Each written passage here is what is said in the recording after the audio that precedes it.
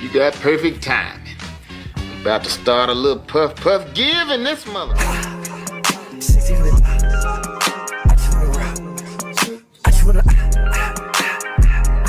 Hey, what's up, y'all? It's Aries and I'm back with another video. Y'all, we about to get into this season 2 episode 7 of Reasonable Doubt.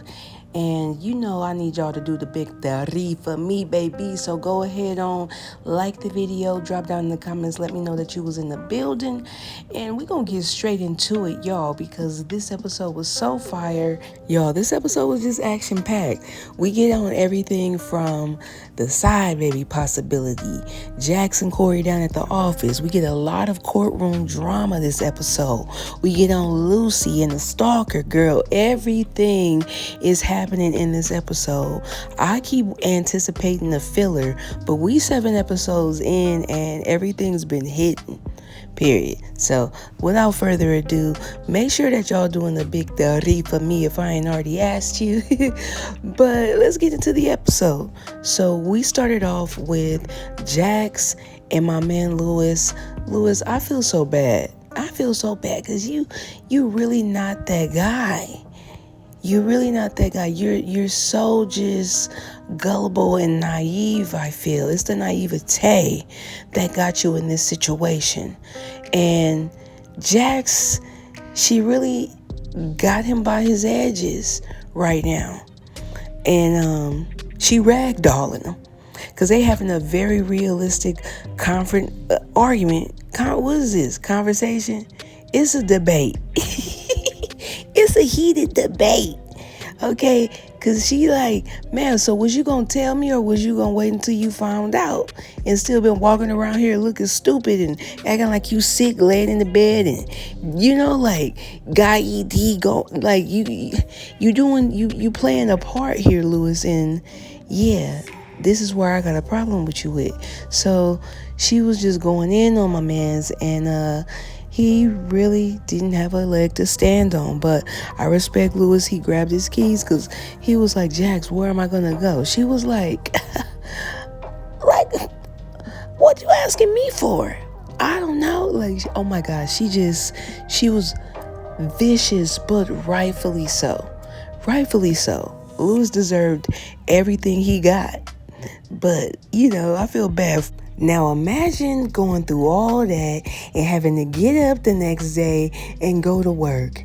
And you don't just work at a regular job. Like, you have to be fighting for your best friend's life as her defense attorney. And Jax does just that. You know, Lewis hit her up about going to therapy or whatever. I do think that that's a fair meeting ground for them. Hey, it makes sense. Go ahead, talk it out with a therapist or whatever that knows y'all. I know that therapist. I know that man gonna be like, Lewis, what? Brother, wait a minute now. What? I know he gonna have to be thinking, and he about to go tell his therapist like, you ain't gonna believe this.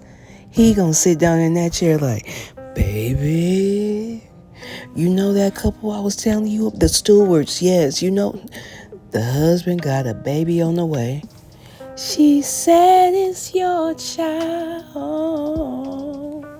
Oh my God, that song was just playing in the background of my mind this entire time this episode was on, because the way that we about to have to see Jax go into court, because please believe that Toni is going to be in court, okay? I'm going to back it up for y'all, but I'm just saying, like, you know she wanted. So like I was saying, y'all, imagine going through all that the night before, gotta go into work, Lewis starting your day off like, don't you text me until I text you because I got too much on my plate right now. You're a distraction, okay? You throwing me off my game even thinking about this. Then come to find out when Jax get down to the office, Corey telling her, Lucy calling this heifer Toni as a witness. Oh my God. Lucy calling Toni down to the stand. So just imagine how Jax must be feeling right now. Like, girl, you wear it well, ma'am. I'm actually quite terrified that you wear it so well, but like, We all go through so much, and you gotta hold it down and you gotta perform when it's time to. Speaking of performing when it's time to, y'all, now I don't know if it's because it's time to go to court and now Lucy want to put some makeup and on her face and get her hair chopped into a cute little bob. I say, is this Courtney Cox Arquette? Is this Rachel from Friends? Not Rachel, but the dark haired one. Is this Rachel Friend from Friends? Lucy said, I'm about to be on this TV and y'all ain't about to be having me looking how I was looking in that press conference. Even though I think she still ate up that scene, you ain't about to be having me looking like that in the courtroom drawings. Hair all over my head. I'm coming with a clean cut, sleek bob, face beat, slim waist, make them do a double take. Speaking of double take, that stalker man that she was checking for down in Nevada then pulled up on. And Lucy didn't hesitate to call security, okay? She proceeded to call security and got him pulled up out of there. This is gonna throw her off of her game, I feel. And if anything, this could be to Chanel's benefit. You know, that's what I could see. This being something as a distraction for Lucy. I don't want to see the lady get hurt or nothing, but I'm just saying it may be just what we need to win the case. Whew, but y'all, we get into this therapy scene and I loved it. I loved every bit. Yo, Jax was like, what is this, Lewis?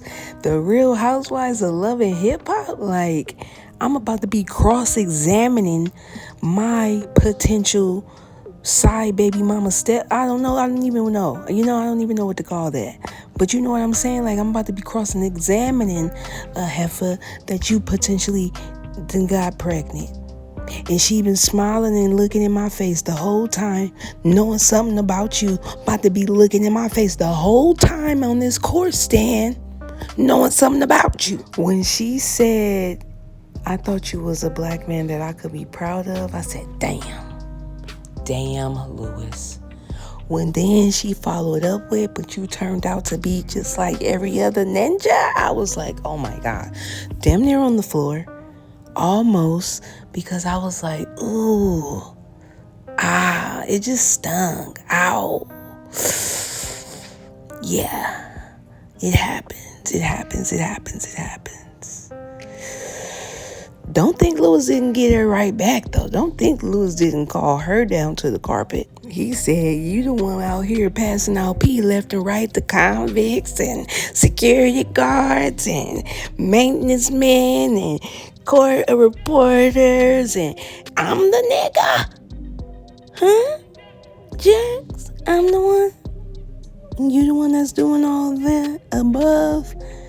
Now, see, the difference is if Jax got pregnant, she could have did something about it, Lewis. If you could do something about this, you wouldn't even have to be telling nobody. Now, by the end of the session, the therapist like, look, y'all, I'm going to have to see y'all individually because I need the tea. Y'all either going to accept the worst versions of each other or figure out how y'all going to go about uncoupling, is what he said. I said, accept the worst version, like... I'm sorry, if you not about to bring your very best self every day, you gonna have to try. I'm sorry. The worst that sounds very cruel and unusual. That sounds like cruel and unusual punishment to me. I'll be damned if think they're about to bring the worst version of them. I don't care what you going through. You better perk up. You better try a little bit harder. You better compartmentalize, motherfucker. You better go downstairs. This is when separate rooms come to play. Where the other house at that Lewis had? Go back to the Airbnb for a little bit, Louis. Everything, let shit die down. Nigga have a side baby every day, B. She'll be alright. Jax will be alright. Like, give her a couple of years. Y'all be in the same Christmas pajama jammy jam, in no time. So our next scene, we got Jax meeting up with Sally and they other friend. What this lady name, y'all? What is her name? Nonetheless, Sally over here getting on my nerves. I really wish that she did it at this point. I hope that she get found guilty on being the person that helped Chanel take JT out. Because at this point, lock our ass up. You going to jail. You ain't no bail. You ain't got no house to put up. So... Man, she get on my nerves talking about Lewis. Telling Jax, he better not, he gonna really have a problem with me if he's starting to have an impact on this case. I need my cousin to be out. No, what you need is her to not be found guilty because y'all gonna be out on your ass. Sally, you're officially a clown and I don't like you. And I guess that's where Lewis staying at. Over there on the couch with Sally's husband. They in there having a slumber party playing DMX. Like, yes, sir, I see why you playing that because what does Sally want from a nigga? But Lewis, that's not on your playlist right now. Ain't nothing on your playlist, but she said it's your child and it really messed me up. It's too bad. It's too bad, baby. But I gotta face reality.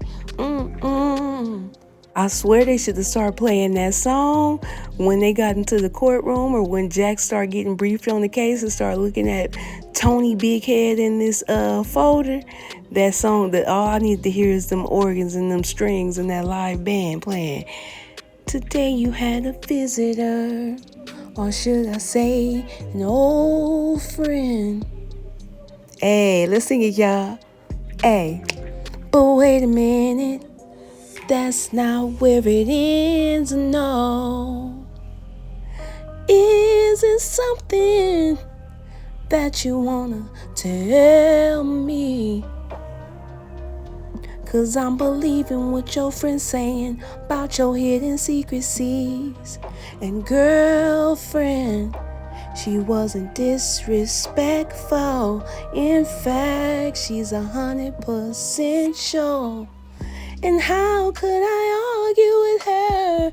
Holding a baby with eyes like yours. She said it's your child. Y'all, we had to have us a little moment here, but let's get back to the lecture at hand. So when Jax got to cross-examining Toni, okay, as she's so lovingly referred to in this episode, it gave me everything I needed to see because Jax and Toni was basically having the conversation as if they was talking about what's going on between them and Lewis, Jax was asking her everything that she needed to know about Chanel's case, which also answered some questions that she needed to get answered too on a personal level. See, like, were you having sex with anyone else other than JT? Is it a possibility that any other person could be your baby daddy? Are you closing your legs to marry men? You claim that you and Chanel wasn't cool like that, but is it true that you was throwing birthday parties for her kids? Like, y'all had to be closer than you claim. Whole time you was trying to get a meal ticket baby out the deal. You was trying to get a meal out the deal, Toni. I ain't mad at you, but this ain't... Man, Jax would not let go. Jax got a hold of you, though, Toni. Jax got you in her grips and she won't let go of you. She asked you point blank, look, lady, at the end of the day, this is my last question, Your Honor. At the end of the day, all I want to know is, do you know who your baby daddy is? And Toni had the nerve to walk past Jax with a scowl and a growl all on her face like, oh, you are out of order. Ho, you are out of order. You don't get to throw no dirty looks. Like, what? What am I supposed to feel? Like, you think you got something on me? I know it's tea. Now you running around thinking you got something on me. Exactly what Jax was talking about, Lewis. You got this heifer that been down here in our face all the time. She running around thinking she got something on me. Huh? Could you imagine? Okay, now, Miss Holly, if you done sat up here and lied about your connection and your relationship with the defendant and with JT, why are we supposed to believe you in court here today? And you ain't here lying about the paternity of your child. that might be my stepchild. So Chanel can sense that something is off with Jax, and she asks Corey to step out the room so they can chop it up. And Jax does go ahead and tell Chanel the details about Lewis and Toni hooking up, him possibly being the other baby father. And I feel like this is gonna at least release some of that tension and stress from Jax, letting Chanel in on it. And Chanel was not about the play. Like, Chanel was definitely giving me big inmate Nene vibes when she was like, Jax, what's wrong with you? Like, she could already tell that something was up with her friend, but she was there for her, comforting her and telling her, like, look, we got this. We about to take this hefahoney down. Chanel is so goofy. I love it. Despite the circumstances, she gonna still maintain true to her character, you know, like a silly, fun person. I like that. And I like that we got to see that Jax and Chanel are good. Now, we get to the next scene, y'all, and we see Jax come home. Lewis in here. It must be Tuesday. He making tacos and trying to be helpful around the house. It's like, okay, I get it. Lewis is a very reasonable guy, you know, but he went on and told her that the baby is his, and no sooner than he said that, the kids was running in, and Jax didn't even have time to like fully process and let the emotions out from the news, like, before she had to act like everything was cool. So damn, y'all, I just be feeling so bad for these characters, feeling so bad for Jax, just going through it and not being able to really let it out. Like, she got to be strong for everybody. So yeah, this one was tough. She went in the bathroom and cried. Child said, Lewis, get away from the door, nigga. Don't talk to me. And you know all Lewis gonna do is come with the, I deserve that. Take all the time you need. Maybe you deserve, maybe, see, this is what's gonna happen. Maybe I deserve for you to pull you. We ain't about to go in the tank, y'all. But yeah, this is what I thought exactly was gonna happen. Maybe I deserve to go down to Corey and let him pulverize the pea. Maybe the pea deserves to get pulverized by Corey Chase. And for a minute, y'all, I didn't know if this was gonna be one of Corey's fantasies or if this was in real life, but I knew that if that baby ended up being Lewis, that it could run Jax into the arms of danger, because this could be dangerous for Chanel's case if these two hook up. I'm so glad that Jax was able to resist temptation and not give in to this darkest chocolate. We didn't need to get no smut on our name for this. Like, let that be Lewis. We not gonna pull the Lucille from BMF. Instead, we gonna take a note out the playbook and do the opposite. This was one of them situations where it be like, baby, thank you for letting me hug and feel all up on your hard body and smell your baccarat. And I'll be gone though. It's been nice. Corey looked just so defeated. He like, damn, almost had. This ain't nothing but another notch on his belt. And I could tell from this moment right here, he don't feel nothing for Jax. This ain't nothing but another notch on his belt.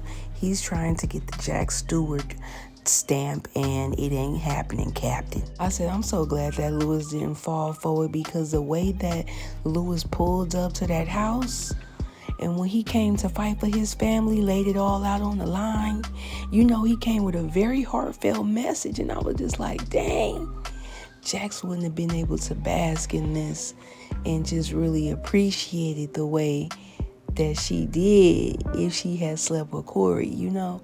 It would have been a little tinge of guilt behind it all. But no, I really, really admired Lewis's and felt Lewis's apology and his just testimony, okay? The accountability, everything about everything he was saying was meaningful. It was validating Jax's feelings, and also, like I said, just taking accountability that I messed up. It just sucks. Like, everything that he was saying was just, it was magnifique. It was chef's kiss. But it was like the mistake that you made was the one. It was the cardinal sin of them all. So I don't know. Like, it's like, okay, I love that apology. Like, damn, why this couldn't have been, I'm sorry I didn't tell you that I wrecked your car and when it took it to a legal chop shop and put some llanteras on it until I could get the full set of tires or something. I don't know. Something less than a baby on the way. Because it's like, for every word that you saying, brother, it's like, you need to be saying it. You need to be saying every last word. But I am glad that they're able to begin moving past this already, because it's time to buckle in. We might have to have Lewis prepped to go to trial. Who knows? Because we taking this heifer honey down.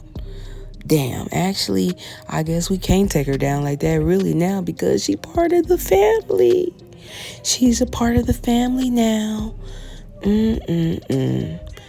Anyway, I'm glad that they working it out, I guess, because I just like them both. I don't know how it's going to end up. Maybe they can't make it past this.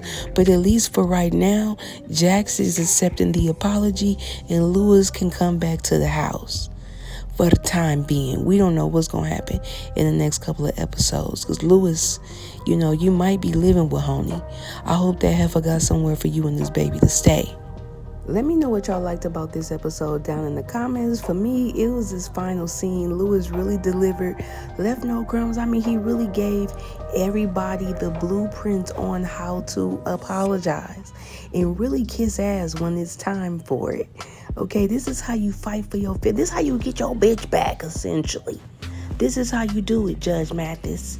Not the I'm trying to get my family back. That's so played out. You need to come like Lewis if you in this situation. Not saying that he got no side babies on the way, but I'm just saying, like, this is how you do it. When the family's at stake, this is how we coming. This is how we coming.